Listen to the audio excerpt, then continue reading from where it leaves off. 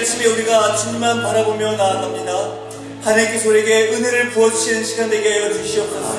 그래서 우리가 하나님께서 주시는 그 은혜와 그 힘으로 오늘 하루를 살아가며 우리의 인생을 살아가는 귀한 자가 될 수 있도록 도우시며 인도하여 주시옵소서. 예수님의 이름으로 기도드립니다. 아멘. 사도행전 8장 26절로 40절 말씀입니다. 제가 가진 성경책으로 신약성경 201면이 되겠습니다. 오늘 이 말씀을 함께 찾아 교독하실 때 하나님께서 우리에게 주시는 계시의 말씀을 함께 받겠습니다. 제가 먼저 8장 26절을 공독합니다. 주의 사자가 빌립에게 말하여 이르되 일어나서 남쪽으로 향하여 예루살렘에서 가사로 내려가는 길까지 가라 하니 그 길은 광야라. 그러나 간단히 모든 꼴을 맡은 관리인 내시가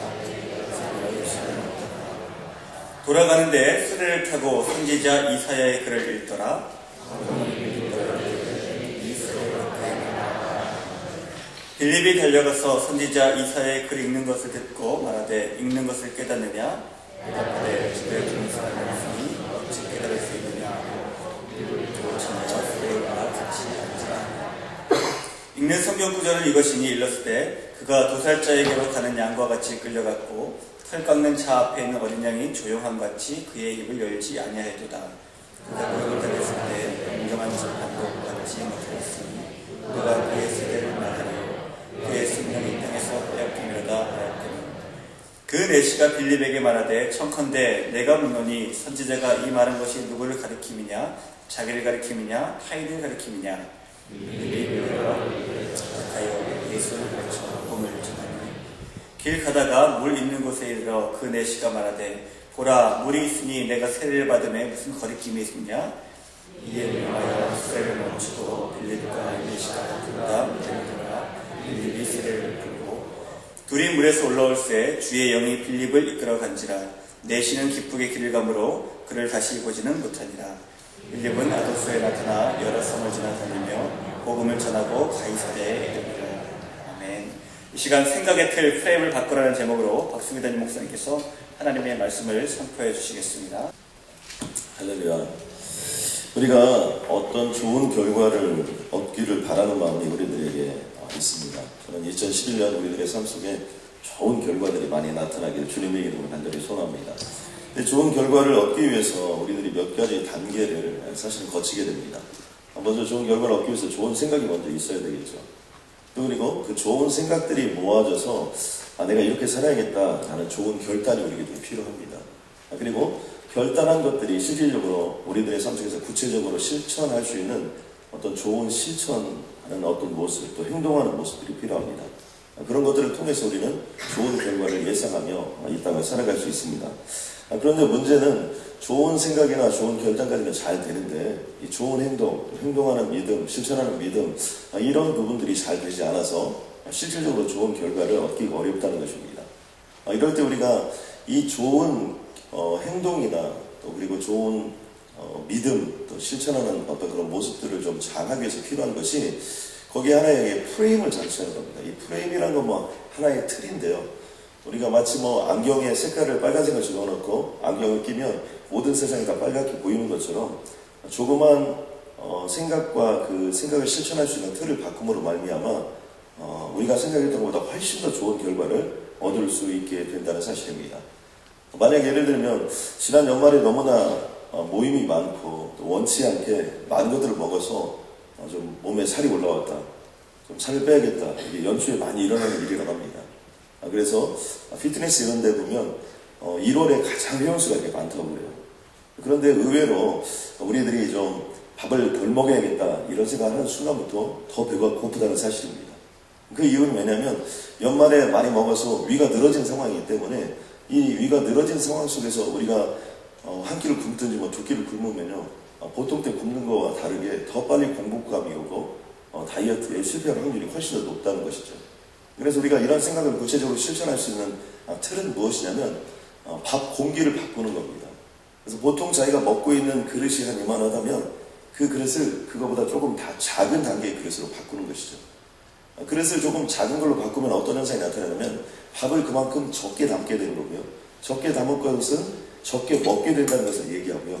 또 한 그릇을 더 먹었다 할지라도 무슨 생각을 갖게 되냐면, 야, 이거 내가 오늘 밥을 많이 먹는구나, 이런 자각 증상이 있기 때문에 의외로 밥그릇을 바꾸는 것만으로도 우리가 다이어트에 성공할 확률이 훨씬 더 높아진다는 것입니다.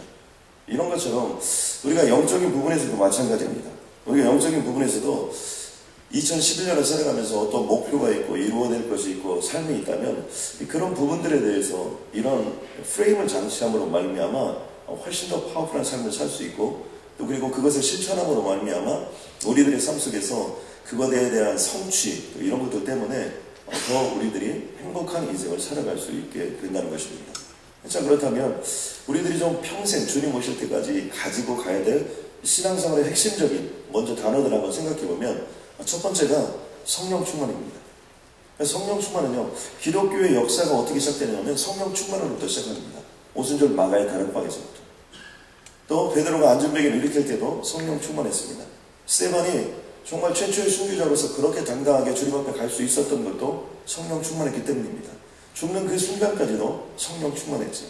오늘 빌립이 전도를 하는 데 있어서도 그의 삶 속에서는 끊임없이 나타나는 모습 중에 하나가 성령 충만함의 모습이 드러나고 나타난다는 것입니다. 자, 그렇다면 우리는 계속해서 이 성령 충만을 붙잡고 가야 합니다. 성령 충만 쉽게 얘기하면 뭡니까? 성령이 나를 통제하고 성령이 나를 지배하는 겁니다. 내 안에 내 생각과 내 방법이 있지만 내 생각과 방법보다 먼저 성령이 내 안에 들어오고 그 들어오셨던 성령께서 우리들에게 모든 부분들을 다 지배하고 이끌어갈 수 있도록 내 자신의 삶을 내어드리는 것입니다. 그러므로 성령 충만한 삶의 모습들을 보면 두려움이 없습니다. 죽음 앞에서도 두려움이 없고요. 어떤 환경 가운데도 흔들림이 없습니다. 돈의 지배 당하기보다는 돈을 지배하면서 나가고요. 사람을 두려워하기보다는 하나님을 두려워하면서 그 사람을 두려워하는 사람들을 하나님의 곁으로 인도하는 능력 있고 파워풀한 삶을 살게 된다는 것이죠. 저는 그러므로 이곳에 있는 모든 분들이 성령 충만하시길 주님의 이름으로 간절히 소원합니다. 두 번째는 복음 전파입니다.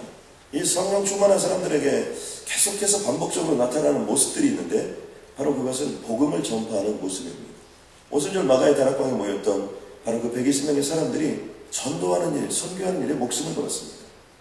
베드로가 안전뱅이를 일으키면서도 전파했던 것은 나사렛 예수 그리스도의 이름입니다. 그리고 스데반이 끝까지 저들을 용서해달라고 하면서도 전파했던 것도 뭐냐면 바로 예수 그리스도를 믿으라는 거죠. 그리고 빌립이 오늘 사마리아 성에 가서도 하나님의 복음을 전파하는 모습들도 다른 것이 아니라 전도하고 선교하는 일에 자신의 삶을 들였다는 것입니다. 우리가 되게 알고 있는 기독교의 인물 중에서 정말 전도하고 선교하는 일에 앞장서지 않고 기독교 인물이 된 사람이 없습니다. 그들이 우리가 알고 있는 모든 기억의 사람들은 우리가 깊이 할 때는 적게 할 때는 상관없이 정말 하나님의 전도와 선교를 위해서 목숨을 건 사람들입니다. 다른 것들이 아니었어요. 제가 보니까 어거스틴, 언더우드, 아펜젤로, 윌리엄 캐리, 짐 엘리엇, 아도니람 저드슨, 데이비드 리빙스턴, 오스왈드 스미스, 진센더르프, 요한 웨슬레, 이기풍, 김익도, 손양원, 수도 없이 많습니다. 그러니까 인터넷을 리서치해 보니까 이런 사람들의 발자취 속에 보면 위대한 선교사라는 선교사 열정이라는, 또 그리고 위대한 평신도였다는, 이 위대한이라고 보통 모든 사람들은 되게 보니까요, 다른 일을 했던 사람들이 아닙니다. 교회를 많이 했고, 아니요, 그렇죠. 이들이 가장 많이 했던 것은 전도와 선교, 즉 복음 전파하는 일이었고, 그들은 그 복음 전파에 앞장설 때마다 가장 강력한 성령 충만의 역사와 능력과 권능이 드러나게 되었다는 것이죠. 세 번째는 한 사람 철학입니다. 우리가 성령 충만하다면, 예수 그리스도의 복음을 믿고 있다면 우리가 관심을 갖게 되는 것은 어떤 화려하고 크고 어떤 대단하고 이런 것보다는 한 사람을 소중히 여기는 한 사람 철학을 갖게 된다는 것입니다. 예수님은 이 땅에 오셔서 하신 일이 뭐냐면 30년 동안 준비하시고 제일 첫 번째 하신 일이 한 사람 한 사람 제자를 부르셨습니다. 그냥 시장바닥에서 12명 딱 모아가지고 아니 이렇게 부르지 않았습니다. 시험 봐가지고 12명을 부르고 그러지 않았습니다. 예수님께서는 한 사람 한 사람을 찾아가셨고 그 한 사람 한 사람을 소중히 여겼고 그들을 모아서 12명을 3년 동안이나 함께 동락하셨고 또 그 제자들의 손에 의해서 죽으셨고 또 그 제자들을 통해서 하나님의 역사를 일으키는 그러한 삶을 사셨던 것을 우리는 알 수 있습니다. 베드로는 성령 충만해서 제일 먼저 한 일이 뭐냐면 성전 미문에 앉아있는 바로 그 한 사람, 불쌍한 그 사람, 나면서부터 안전뱅이 되었던 바로 그 사람, 바로 그 안전뱅이를 일으키는 일에 자신의 첫 번째 성령 충만함의 모든 에너지를 쏟았던 것을 오늘 우리는 볼 수 있습니다. 오늘의 본문에 등장하는 빌립의 삶도 이렇게 보면 정말 사마리아 성에서 놀라운 표적과 기사가 나타났고 병든 자들이 치유함을 받고 귀신 들린 자들 악령이 떠나가는 역사가 있었는데 바로 그 순간 성령께서 주의 사자가 이 빌립을 부르시는 겁니다. 어디로 부르시냐면 이렇게 얘기합니다. 주의 사자가 빌립에게 말하여 이르되 일어나서 남쪽으로 향하여 예루살렘에 가사로 내려가는 길까지 가라 하니 그 길은 광야라 이렇게 되어 있습니다. 이 말씀을 보면 한참 이런 거 있지 않습니까? 한참 달아오르는 그런 거 있죠. 한참 정말 막 복음이 전해지고 병든 자가 치유하고 악령이 떠나고 그러니 얼마나 만난 사람도 많고 찾아오는 사람도 많았겠습니까? 그 많은 일들이 있었는데 정말 분주한데 갑자기 주의 사자 성령께서 나타나서 예루살렘 쪽에 있는 가사 쪽으로 내려가라는 겁니다. 예루살렘부터 가사 쪽으로 이렇게 내려가라는 거예요. 근데 그곳은 광야라 이렇게 얘기합니다. 이 광야라는 것은 빈들을 얘기하는 것이고 사람이 없는 아무도 없는 황량한 곳, 어떤 홀로 있는 곳, 또 그리고 어떤 화려함이나 어떤 우리가 말하고 있는 어떤 많은 무리들 이런 것이 없는 곳, 어떤 초라한 행색이 모여진 곳 이런 것을 상징하는 것 아닙니까? 그리고 가서 뭐라고 이제 그런 명령을 하니까 말씀을 보니까 이렇게 되어 있습니다. 일어나 가서 보니 여기서 참 중요한 단어 중에 하나가 즉각적으로 일어났다는 겁니다. 그러니까 성령의 사람들은 하나의 중요한 특징이 뭐냐면 하나님이 무슨 얘기를 하는 거에 대해서 민감성을 가지고 있고 아무리 지금 하는 일들이 중요하고 대단하고 또 그리고 반드시 필요한 일 같고 합리적인 일 같고 또 많은 얘기를 할 수 있지만 주의 사자가 성령이 그에게 어떤 얘기를 하든지 즉시 일어나 그거에 순종하는 삶을 살았다는 겁니다. 막상 그곳에 가보니까 엄청난 일이 거기서 일어나는 것이 아니고 그곳에는 에티오피아에서 있는 내시가 거기에 있었던 것입니다. 말씀 속에 보니까 에티오피아 여왕 간닥의 국고를 맡은 자 대단한 인물이긴 하지만 그렇게 지금 현재 나타나는 그 모습들은 불과 내시에 불과했던 어떤 그런 모습들입니다. 물론 당시에 내시가 국고를 맡을 정도의 어떤 인물이었음을 볼 수 있습니다. 그러나 많은 사람들에 비해서 많은 무리들에 비해서 어떻게 보면 단 한 사람에 불과했고 어떻게 보면 그렇게 중요한 사람인가 이렇게 얘기할 정도의 사람이었습니다. 그럼에도 불구하고 바로 이곳에서 에티오피아 내시를 만났고 이 에티오피아 내시에게 막상 이게 빌립이 가서 이렇게 보니까 성경을 읽고 있었던 것입니다. 성령의 말하게 하심을 따라 물어보는 겁니다.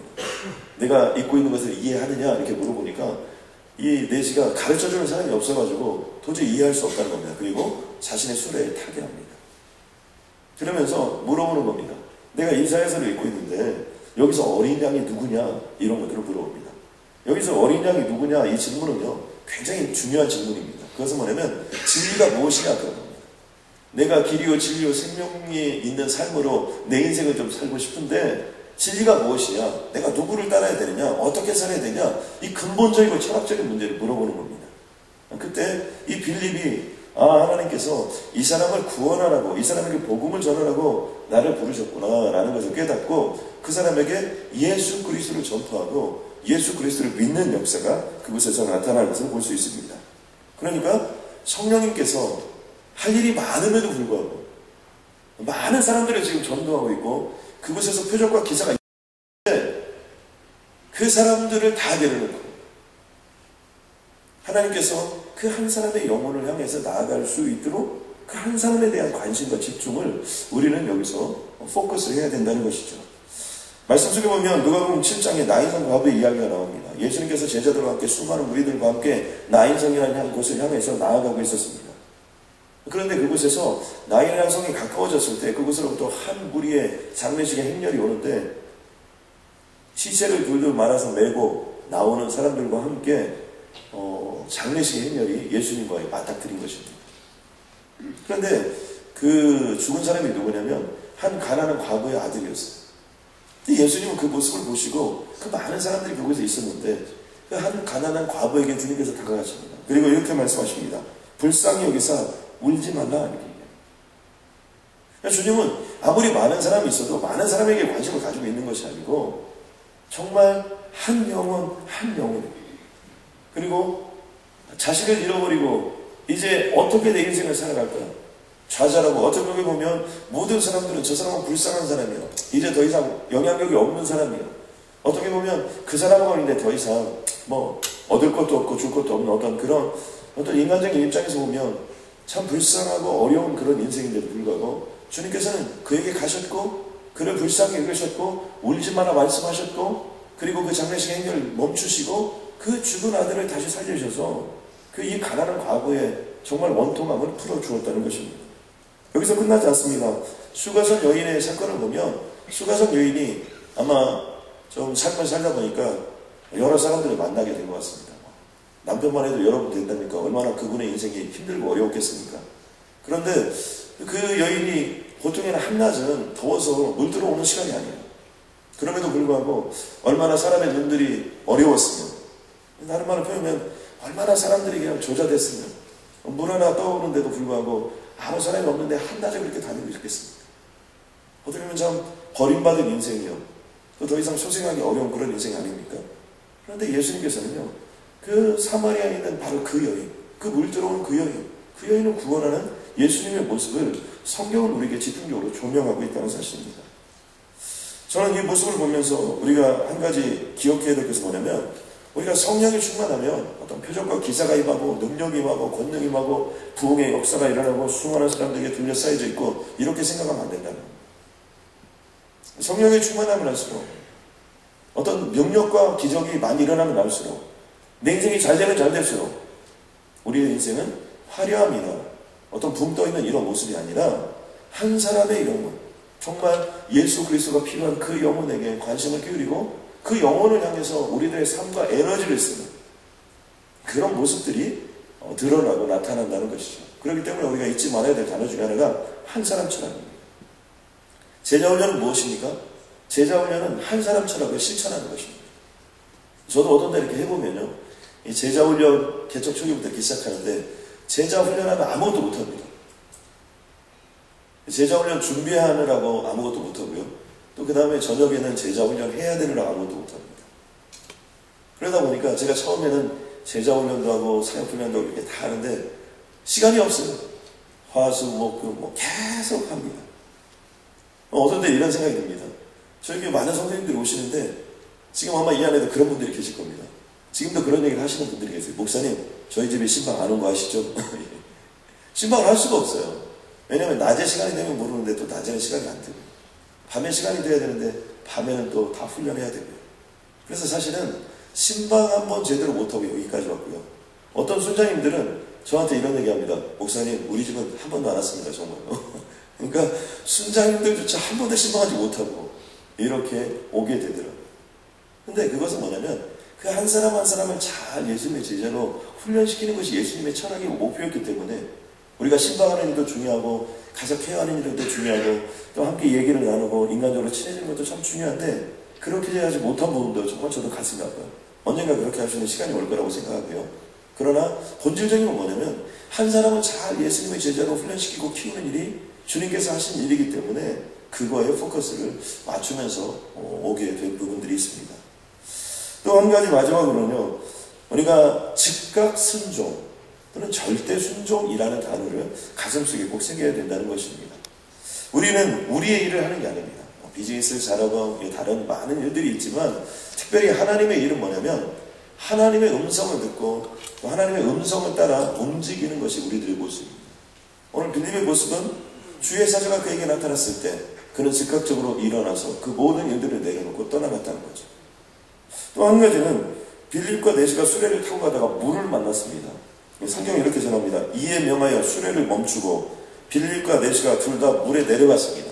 그리고 빌립이 세례를 베풀었습니다. 자, 조금 전에 만나서 통성명하고 그 다음에 거기서 성경을 펴놓고 이사야서를 보면서 하나님이 이런 분이다, 예수님이 이런 분이다, 성령님이 이런 분이다, 이런 역사가 있다, 이렇게 아마 설명을 하고 예수 그리스도를 믿은 것으로 확신이 됩니다. 그런데 그렇게 하고 가는 사이에 거기에 물이 있는 곳으로 나타났다는 겁니다.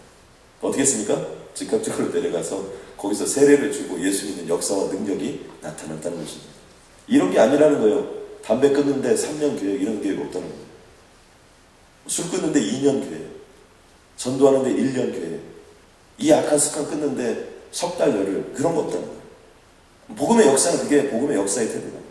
복음의 역사라는 건 뭐냐면 오늘 예수를 만나면 오늘 기적이 일어나는 거예요. 오늘 예수를 만나면 오늘 능력이 나타나는 겁니다. 오늘 예수를 만나면 즉각적인 순종이에요. 정말 성령 충만하고 하나님의 역사가 살아있고 그 영광이 우리에게 임하는데 무엇 변화를 못 시키고 무엇 버리지 못하고 무엇을 연연히 할 수 있느냐는 겁니다. 저는 이런 즉각적인 순종의 모습과 이런 정말 절대 순종의 모습이 우리들의 삶 가운데 온전히 나타나게 주님의 이름을 간절히 소원합니다. 2011년인데요. 저희가 2010년 가을에 저희 사역자들과 함께 가을 수련회로 올라가서 이런 저희가 결단했습니다. 두 가지를 결단했는데요. 전문화와 스피드화입니다. 우리는 무엇을 하든지 생명을 섬기는 일을 하기 때문에 전문화의 길을 걸어가죠. 그래서 우리들의 사역은 지금부터 무슨 사역을 하든 전문적인 사역이 되어야 된다. 또 한 가지는 스피드화입니다. 무엇을 하든지 머뭇머뭇거리고 생각해보고 이러면 안 된다. 충분히 기도하고 결정한 일이 나면 그 일들에 대해서 두려워하지 않고 즉각 도전하고 나아가는 것이 우리들이 할 일이라는 것입니다. 마가복음에 보면 특별히 예수님을 사건적으로 정리한 것이 참 많습니다. 근데 마가복음에 가장 많이 나타나는 단어 중에 하나가 뭐냐면 곧이라는 단어와 즉시라는 단어입니다. 곧이 세어보면요 한 59회 이 정도 이렇게 나오는 것 같아요. 더 자세히 잘 모르겠지만. 그리고 즉시라는 단어도 6회가 나오는데 그 모습들은 무엇이냐면 복음의 역사는 에런스, 곧 즉시 모든 일들이 이루어졌다는 거죠. 마가복음 9장 24절에 보니까 곧 그 아이의 아버지가 소리를 질러 이르되 나에게 믿음 없는 것을 도와주시고 하나님 역사해달라고 기도할 때 그때 바로 역사가 일어나죠. 마가복음 6장 45절에 보니까 예수께서 즉시 제자들을 재촉하사 모든 일들이 즉시 즉각 모든 일들에 대해서 움직이고 행동에 나아갔다는 것입니다. 저는 이것을 통해서 볼 때 2011년 우리가 살아갈 때 성령 충만, 복음 전파, 한 사람처럼 즉각 순종 이것을 하나의 프레임에 집어넣었으면 좋겠다. 그게요 무엇을 가지고 살았으면 이런 일들이 이루어질까? 그건 one more for Jesus입니다. 우리의 삶을 통해서 한 사람이라도 더 전도하는 일들이 우리의 삶 속에 매일매일 실천이 되고 나타나면 바로 그것을 통해서 이런 기적 같은 일들이 나죠. 왜냐하면 성령 충만하지 않으면요 전도하거나 선교할 수 없습니다. 그런 자리에 나가도 잘 이루어지죠. 그러니까 한 사람이라도 더 예수 믿게 하려고 그런 마음을 가지면 성령 충만할 수밖에 없고요. 또 그리고 복음을 전파하려고 또 사람들을 만나면 복음을 전파할 수밖에 없고요. 그 다음에 그러다 보면 한 사람 한 사람을 소중히 여길 수밖에 없고요. 또 그런 일들을 통해서 우리가 즉각 주님께 순종하지 않으면 그 한 사람이라도 더 예수 그리스도께 데려올 수 없게 되는 것이죠. 저는 오늘부터 이 자리에 있는 모든 분들이 누구를 만나든지 어떤 사람을 만나든지 먼저 이 사람은 하나님이 나에게 붙여준 사람이라고 생각하고 그들에게 전도하시고 선교하는 역사가 일어나길 주님의 이름으로 간절히 소원합니다. 그러니까 모든 사람을 전도와 선교의 대상자로 보는 거예요. 그리고 설사 예수를 믿었어도 제자 훈련 받지 않은 사람들에게는 우리 교회로 꼭 와라, 우리 교회 와서 제자 훈련 받아라 이런 개념보다는 훈련에 꼭 참석하고 하나님의 복음에 더 충성해서 정말 참된 제자가 되는 것을 목표로 삼아라 이런 얘기를 할 수 있는 것이죠. 암스테르담 스키폴이라는 공항에서 있었던 일입니다. 이 남자 화장실에서 특별히 그 오줌들이 너무나 많이 튀어가지고 이 공항을 깨끗이 하고 싶은데 이 깨끗하게 안 되는 겁니다. 그래서 공항에서 노력을 굉장히 많이 기울였다는 겁니다. 어떻게 하면 깨끗하게 할까? 그래서 우리가 잘 아는 것처럼 아름다운 사람은 머무는 자리도 아름답습니다. 이런 걸 붙여놨는데 결론은 뭐냐면 아름다운 인간들이 더 더럽게 한다는 거예요. 왜 그러냐면 아름다움을 유지하려고 빚고 땡기고 바르고 이러다 보니까 훨씬 더 아름다운 사람들이 머문 자리가 더러워졌다는 겁니다. 그러니까 해결할 길이 없죠. 그래서 연관 끝에 이들이 하나 실천했는데 그것은 무엇이냐면 그 화장기 변기 안에다가 파리를 한 마리 그려놨다. 그래서 이 남자들이 목표를 중요시한다고 그런 통계가 나와요. 열심히 파리를 잡느라고 목표에 정조준을 하다 보니까 놀랍게도 그 다음부터는 그런 식이 아무것도 안 튀었다는 것이죠. 아무것도 아니에요. 파리 한 마리 그려놓는 게. 그러나 실질적으로는 엄청난 일입니다. 그동안 그렇게 청소도 하고 뭐도 붙여놓고 또 그 다음에 가까이 발도 그리고 별짓을 다 했는데도 안 되는데 파리 한 마리 그려놓는 것으로 그 문제 해결됐다. 여러분 그런 것처럼요 우리 인생이 그런 겁니다. 많은 생각을 가지고 있고 우리가 많은 계획을 가지고 있고 수많은 결단을 한다고 해서 우리 인생이 바뀌어지는 게 아니고요.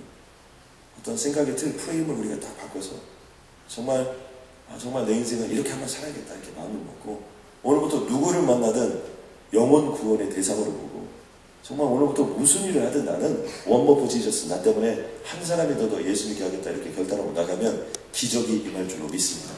아멘입니까? 자기의 육체를 위하여 심는 자는 육체로부터 썩어질 것을 거두고 성령을 위하여 심는 자는 성령으로부터 영생을 거두리라. 우리가 선을 행하되 낙심하지 말지니 포기하지 아니하면 때가 이름에 거두리라고 말씀하신 주님 감사합니다. 하나님 우리가 133일을 주님의 이름으로 선포하고 주님의 이름으로 한 걸음 나아갑니다. 하나님 절대로 낙심하거나 포기하지 말고 끝까지 기도할 수 있도록 주님 도와주시옵고 하나님의 때가 이름에 반드시 거두어 주실 줄로 믿습니다. 하나님 오늘 우리에게 선포해 주신 것처럼 생각의 프레임을 바꾸고 다시 한번 내 인생 속에서 성령 충만함을 허락하여 주옵소서. 복음 전파의 사명자가 되게 하여 주시옵소서. 누구를 만나든지 한 사람 한 사람을 소중히 여길 수 있도록 주님 도와주시옵고 즉각적인 순종으로 하나님의 영광의 보좌를 나타내는 귀하고 복된 인생 되게 하여 주옵소서. 오늘부터 누구를 만나든지 원모 포지셔스 한 사람이도 예수 믿게 하는데 쓰임받게 도와주시옵고 하나님 나의 삶이 참된 제자가 되어서 주님의 영광이 되게 하여 주옵소서. 예수님의 이름으로 기도드렸습니다.